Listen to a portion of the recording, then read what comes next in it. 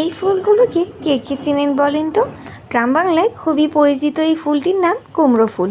কুমড়ো ফুলের বড়া বা পাকোড়া যে কতটা ক্রিস্পি আর ইয়াম্মি হয় তা তো আমরা কম বেশি সবাই জানি। শহরে থেকেও কিভাবে এই ফুলটা পেলাম তা থাকবে আজকের ভিডিওতে।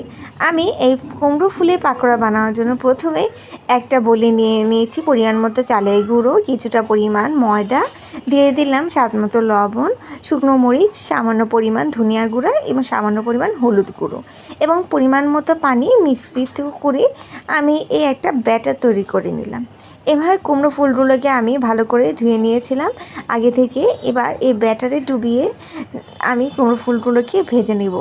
আর হ্যাঁ, বলছিলাম আমি কিভাবে এই কুমড়ো ফুলগুলোকে শহরে পেয়েছি। শীতকালে তো এরকম কুড়মুড়ে জিনিস আমাদের সবারই ভালো লাগে।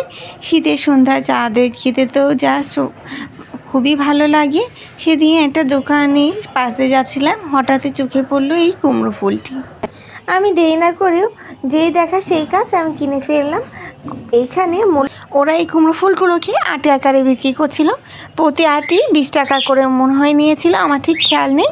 আমি কয়েকটা আটি কিনেছিলাম। এই কুমড়ো ফুলের পাকোড়াটা শীতের সন্ধ্যায় চায়ের সাথে খেতে যে কতটা ভালো লাগে তা আপনারা একবার হলেও ট্রাই করে দেখবেন। আর কেমন লেগেছে তা জানাতে ভুলবেন না। লাইক, সাবস্ক্রাইব করে চ্যানেলটি পাশে থাকুন।